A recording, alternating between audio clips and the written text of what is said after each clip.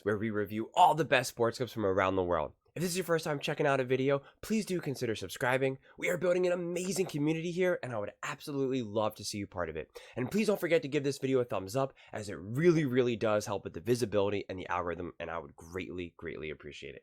Without further ado, let's get to it. We're watching a clip of The Herd with Colin Cowherd talking about the Warriors, and how he's apparently saying why Warriors will face Nuggets in the Western Conference Finals. I'm about to go crazy here, okay? Because Colin completely jumped off the Warriors bandwagon, saying that they're old, this is the end of the dynasty, yada. And he's been flip-flopping more than I think I've ever really seen him in recent history. Whether it be about Russell Wilson, whether it be about the Warriors, whether it's LeBron James, whether it's the Chiefs, Brock Purdy. I mean, a lot of people in the comment section have told me that he just goes back and forth. And I always say, well, he changes his opinion based off of new evidence, which I'm the same way. And I think that's the way how everyone should be. But lately, it just seems like he's just saying whatever. Just, this team wins, they're the best. This team loses, they're the worst. This team wins, they're the best. This team loses, they're the worst. And it's just like no nuance, which is I find surprising personally, because I think he's a very nuanced person, despite what some of you guys may believe. I personally do believe it, but I've been consistent about the Warriors, that I think that they're a great team. Steph is still amazing. And that there will be trouble in the East. In fact, Nick Wright just did the rankings, and I said that he had the Warriors roll low, and I was at absolutely not. They should be way higher. And then the Bucks, he had them all the way top, and I said absolutely not. They need to be lower. And of course, the Bucks got destroyed by the Warriors. So I feel completely validated in that regard. But I got to be consistent. I also always say that basketball is a different sport than football, and that it's such a long season, and that you can't ever overreact to one game or another, no matter whether it's positive or negative. When the Warriors got beat by the Celtics, I totally said, listen, that's not as big of a deal. You have to really look at how this all unfolded. And again, they completely just destroyed the Bucks. So, how do we make sense of that? So I'm really curious to see what Colin has to say with regards to this, because I really want to hear his logic with this one. So we'll take a listen, and we'll break it down from there.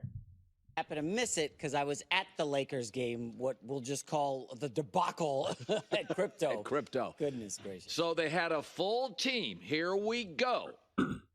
Everybody's back. Steph was amazing.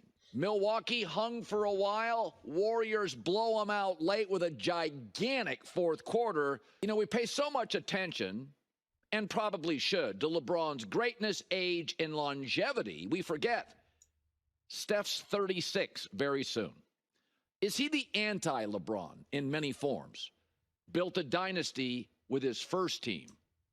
Super loyal to friends and relationships. Finesse over power. Shooting over driving. Leaves oxygen in the room for others. Doesn't have to always be the number one guy. Just think about what he has dealt with this season, Steph Curry. Draymond Green, long suspension. The death of an assistant coach. Andrew Wiggins, another personal leave. The drama of Klay Thompson going to the bench. Chris Paul arrives, Hall of Fame guard, and then misses a big chunk of the season. Bob Myers leaves as a beloved general manager. He's also trying to connect two generations. Two of their best young players, 21 years old, and then you got Draymond, Chris Paul, him, and here's Steph, 27 a game, cool as ever, shooting 41% on threes. Drama has surrounded him forever, even when he first got there. Do you keep Steph? Monte Ellis? He creates the Splash Brothers. The KD comes, KD leaves. The Draymond stuff. The changing of the guard, Mark Jackson to Steve Kerr. None of it phases him. He's never frazzled and remains the absolute rock, foundational piece, the steady soul of this great franchise. Forget his superior game. The difference between him and other great guards, James Harden and Kyrie Irving, is a mile wide in terms of leadership, a get-it quality, self-awareness, intangibles. He's a remarkable player. You don't get any of this ridiculous, I am the man, put some respect on it nonsense. It's all about basketball IQ, working well with others, making things work, lubricating, not agitating, adapting, evolving, dealing with KD. He's had a lot of players with a lot of baggage and drama. Just look at this year, what he's dealt with. And here are the Warriors again. He's also never demanding on coaches.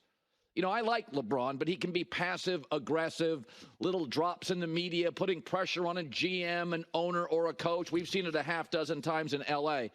And I think the 4 best guards I've ever seen in my life in professional basketball, and I've watched it since the early 70s, are Michael Jordan, Magic Johnson, Kobe Bryant, and Steph Curry. And he's the only one that could play with all of them, get along with all of them. You could put him on any all-time team.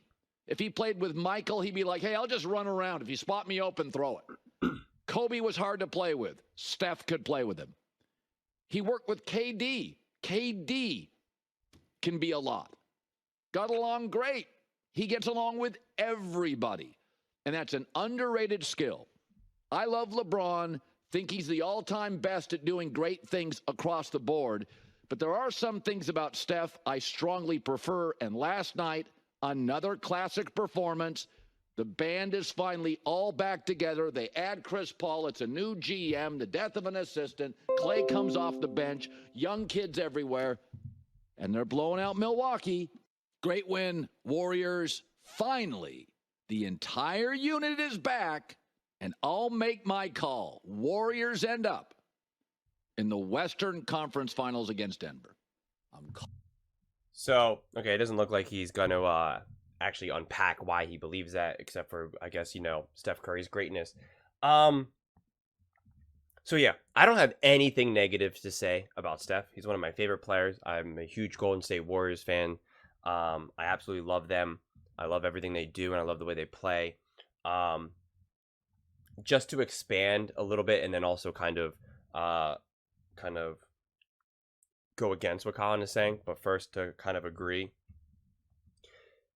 He does make the organization so much more smoother and allows other people and players to breathe and exist.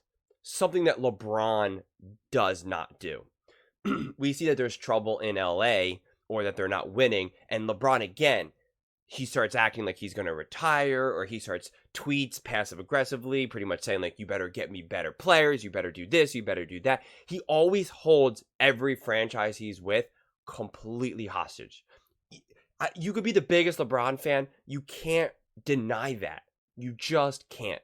He holds teams hostage more so than really any other actual legitimate winning superstar.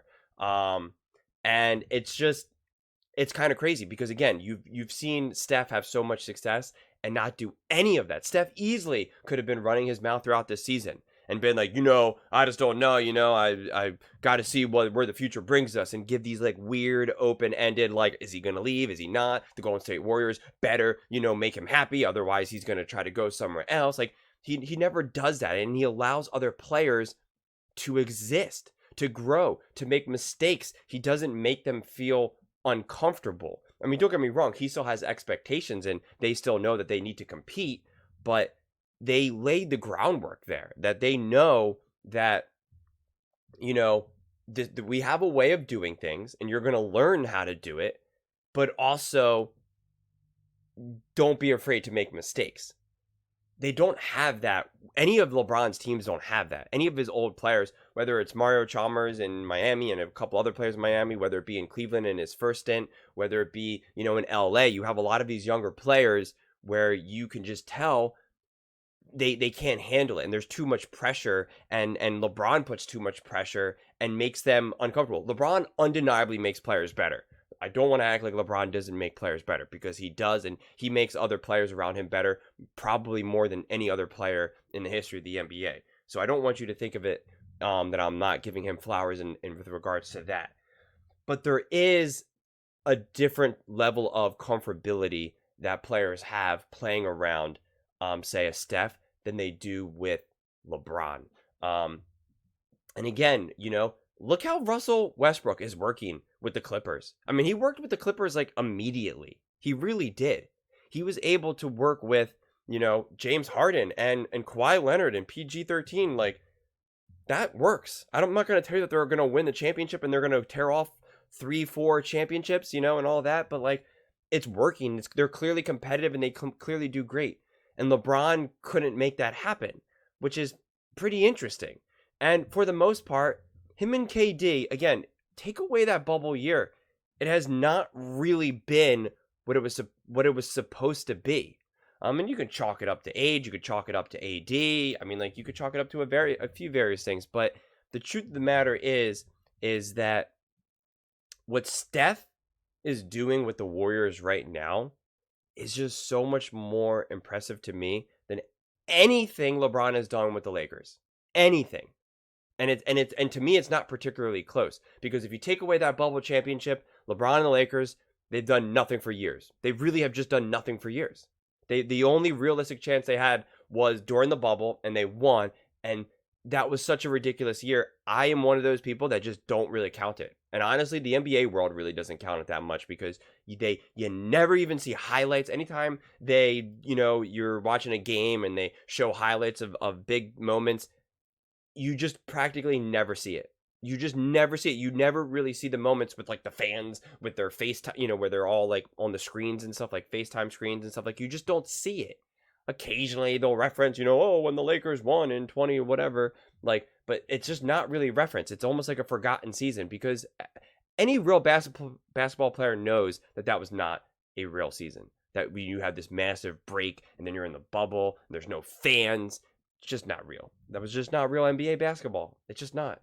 So I just think that LeBron, compared to Steph at this chapter in their life, I know LeBron is achieving all of these milestones just because of longevity. He's played for so many more years than Steph. He entered the league so much, at such a younger age. So, and those milestones are great and should be praised without a doubt.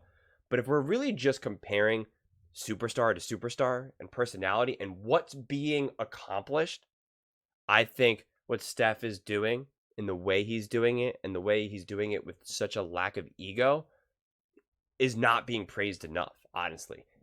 He's aging so gracefully, and that should be praised, because we've seen it continuously with all the greats just aging terribly. And I don't mean their level of play. A lot of times I'm just talking, specifically, I mean, like, their personality. And I just think that we get lost, and that was to Colin's point about, we praise what LeBron's doing, and yet it seems like no one really talks about Steph. And it's actually kind of shocking, to be quite honest. But in terms of the Warriors being able to now, go up against the Nuggets in the conference championship, the biggest problem the Warriors face, and I guess I'm just going to have to keep saying this until we hit the playoffs, because people keep forgetting, is that the playoffs for these older players, whether it's LeBron, whether it's Steph, KD, whether it's just someone who's a little bit more injury prone, like an AD or even a Joel Embiid, the playoffs wear them down. They cannot recover and bounce back as much as they could. So yes, Steph Curry is playing great and is putting in minutes, but he can't necessarily do that in the playoffs. You can't rely on him to be putting up 30, 35, 40, 50-point games like every single game, and that's how you win. You can't rely on that. You need the younger guys. So yes, if some of these younger guys can officially step up, Moody, Kuminga, the other guy who had a great game last night, his name's completely slipping my mind right now, but they were making fun of Bob Myers for not drafting. Yes, if they can step up, absolutely. And now Kuminga and Moody do have playoff experience. Where the Warriors can get by is that they know how to win and they know how to play playoff basketball. And Steph Curry, KD, and probably LeBron are the three best. I got this in this moment. I got this. Okay? And that's when basketball hits the fan. Okay? When there's a minute 30 left, whether you're up by 3, down by 3, up by 1, down by 1, 2 points, that's when the game is won or lost. I mean, it's just so many games are won or lost in that little pocket, okay? And it just drastically changes, and you see this all the time. The younger players, or also the more role players, especially on the road, things just get so chaotic. The game all of a sudden just speeds up, and the greats, the truly greats, whether it be Michael Jordan, Kobe Bryant, LeBron James, Kevin Durant, Steph Curry, they just know how to navigate it. That they either are moving faster than everyone else, so everyone else is now slow, kind of like the Flash, or it's one of those things where they just can now slow down everything. They just always do. They always seemingly do the right play at the right time. Doesn't mean that they're successful every time, but they are pretty much always doing the right thing. And that is, again, what makes, probably to me, KD actually more special in this specific moment of the game than a Steph or LeBron, because he can get his shot no matter what. He can get the three if they need the three. He can get to the line if they need to go to the line. He can get the two, the mid-range, the layup, the dunk. He can do everything. He can just dribble the ball out, and you can trust that he's not going to lose it. Not that LeBron can't do all those things, and Steph can't do all those things. That's, to me, what makes KD, even extra special. So that is why with these older players, even though they don't have the stamina and the power to be able to be that guy, 5-6 games a series, every single series going to the championship at this point in their career, in those moments when games are won or lost, you can rely on them. So that is where I give the Warriors the leg up and the step up. But this idea that they're going to be able to consistently put in work, I don't know, because there is such a real possibility that Steph absolutely has to just empty the tank just to get by in the first series. It all depends on who they end up playing. And if that's the case, by the time they get to the second series, he's already gassed, and you can't rely on Steph to have another 35-point, game. And then now you drop that first game, and now you're down 0-1, and it's just it's just harder. It's just significantly harder, and we keep losing sight of that with these older players because they play such a great game where we see that stat 29, 8, and 5, and we say, see, Steph can do that. He's been doing this all season. Playoff basketball is so different. And it's more different than I would say other sports.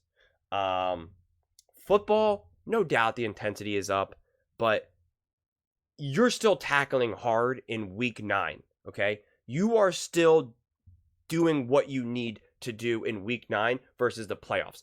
Playoff football does change to a degree, but the intensity, it's more like the pressure. You feel maybe more of the pressure, and it's do or die, so there's like a lot more angst. But I don't believe that you're necessarily hitting harder, throwing harder, running faster. You're going balls to the wall. You're a running back, okay? Pacheco is going just as hard in week 9 than he is in, a wild card game. He is trying to blast through the hole, get to it. I mean, like, that's what they're doing. You're going all out, and they're not doing these, half tackles. Basketball is different. You're not always going balls to the wall during the season. You're not emptying the tank like you do in a football game. So that's why using the regular season as an indicator of what will happen in the playoffs is a grave mistake. And we see it, I think we see it way more often. We see basketball players have amazing regular seasons and then not step up in the playoffs. Yes, in football, does that happen from time to time? Yes, but I think it's for very different circumstances. It's either just inexperience when it comes to football or just some bad luck. Basketball, the game actually genuinely changes. The whistles change. The speed of the game changes. The flow of the game changes. And that just disrupts everything. The way your rotations, how many people, how deep you go on the bench changes. Those things don't change in the NFL. Patrick Mahomes is averaging 30 dropbacks throughout the season. That's what he's going to do most likely in the playoffs. Most likely, right? Obviously, you can change things around. But that's what you do. Basketball, not so much. So I'm really interested to see what the Warriors can do in the playoffs. I'm certainly not cutting them out, and I haven't yet.